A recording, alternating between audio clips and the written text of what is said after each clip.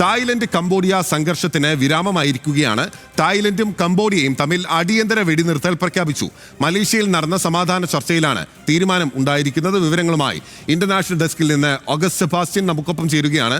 August Sebastian, ഇപ്പോൾ Trump കണ്ണുരുട്ടിയതുകൊണ്ടാണ് ഈ സമാധാന ചർച്ചയ്ക്ക് വഴിയൊരുങ്ങിയതെന്നാണ് ട്രംപ് അവകാശപ്പെട്ടിരുന്നത്. അതങ്ങനെ തന്നെയാണോ?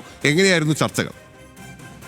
തീർച്ചയായും ബിനിൽ, നേരത്തെ ട്രംപ് ഇത് സംബന്ധിച്ചൊരു മുന്നറിയിപ്പ് എന്ന് പറയുന്ന തരത്തിലുള്ളൊരു അങ്ങനെ സംസാരിച്ചിരുന്നു. കാരണം ഇരു രാജ്യങ്ങളും വെടിനിർത്തലിന് തയ്യാറായിട്ടില്ലെങ്കിൽ വ്യാപാര കരാറിന് തയ്യാറാവില്ല എന്ന് ട്രംപ് പറഞ്ഞിരുന്നു. നമുക്കറിയാം, നേരത്തെ തന്നെ പല സംഘർഷങ്ങളിലും ഇന്ത്യ പാക് സംഘർഷത്തിൽ അദ്ദേഹം അത് ഉപയോഗിച്ചു എന്നാണ് അവകാശപ്പെടുന്നത്. അതായത് വ്യാപാര കരാറിന് അതിലെത്താൻ ഈ സംഘർഷത്തിന് ഒരു പരിഹാരം കണ്ടില്ലെങ്കിൽ അതിൽ തയ്യാറാവില്ല എന്ന് ട്രംപ് നേരത്തെ പറയുകയും അത്തരത്തിൽ സംഘർഷങ്ങളൊക്കെ അവസാനിപ്പിക്കാൻ സാധിച്ചു എന്നത് മുൻപും ഇത്തരത്തിലുള്ള സംഭവം ഉണ്ടായിട്ടുണ്ട്. ഇപ്പോൾ നമുക്കറിയാം, കഴിഞ്ഞ ആഴ്ച, അതായത് 24-ാം തീയതി ആരംഭിച്ചിട്ടുള്ള ഈ യുദ്ധം നേരത്തെ തന്നെ ഒരു നൂറ്റാണ്ടിലേറെ പഴക്കമുള്ളൊരു അതിർത്തി സംഘർഷമാണ് ഇപ്പോൾ വീണ്ടും പല ഘട്ടങ്ങളിൽ, ചരിത്രത്തിൽ പല ഘട്ടങ്ങളിൽ എന്നതുപോലെ വർത്തമാനകാലത്തും നാം ഇപ്പോൾ തായ്ലാൻഡും കംബോഡിയയും തമ്മിലൊരു യുദ്ധം എന്ന നിലയ്ക്ക് നാം കണ്ടത്. അത് അൺകണ്ടീഷണലായി, അതായത് യാതൊരു തരത്തിലുള്ള ഇതുമില്ലാതെ, വ്യവസ്ഥകളോ ഇതൊന്നുമില്ലാതെ തന്നെ പൂർണ്ണമായി സമാധാന കരാറിലേക്ക് എത്തി. ഇപ്പോൾ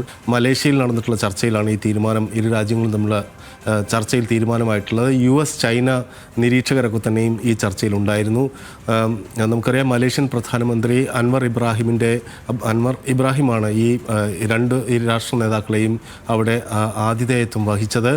അദ്ദേഹത്തിൻ്റെ പുത്രജയ എന്ന് പറയുന്ന സ്ഥലത്തുള്ള ഔദ്യോഗിക വസതിയിൽ വെച്ചായിരുന്നു ഈ കൂടിക്കാഴ്ച. കോലാലംപൂരിൽ നിന്ന് അരമണിക്കൂറിന് ദൂരമുള്ള സ്ഥലം മാത്രമാണിത്.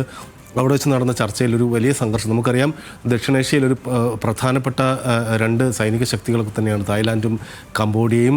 ലോകമാകെ തന്നെ പല രാജ്യങ്ങളും തമ്മിലുള്ള സൈനിക സംഘർഷങ്ങളൊക്കെ തന്നെയും പുരോഗമിക്കുകയോ അല്ലെങ്കിൽ ഏതെങ്കിലും തരത്തിൽ താൽക്കാലികമായി അവസാനിക്കുകയോ ചെയ്ത സാഹചര്യത്തിലാണ് പെട്ടെന്ന് തന്നെ മലേഷ്യയും കംബോഡിയയും തമ്മിലുള്ള അതിർത്തി രാജ്യങ്ങൾ തമ്മിൽ ഒരു സംഘർഷം വീണ്ടും ഉണ്ടായതും അത് സൈനിക നടപടിയിലേക്ക് പോവുകയും 33 പേർ കൊല്ലപ്പെടുന്ന സാഹചര്യം ഉണ്ടായത്. ഏതായാലും അതിനൊരു അന്ത്യം, താൽക്കാലികമായെങ്കിലും ഒരു അന്ത്യമുണ്ടായി എന്നതാണ് ഇപ്പോൾ നമുക്ക് ലോകത്തെ അറിയിക്കാൻ കഴിയുന്ന വാർത്ത. ഓക്കെ, എന്തായാലും ആശ്വാസകരമാണ്. ഒരു സംഘർഷം ഒഴിവായി എന്ന് പറയുന്നത് വലിയ ആശ്വാസകരമായ ഒരു കാര്യമാണ്.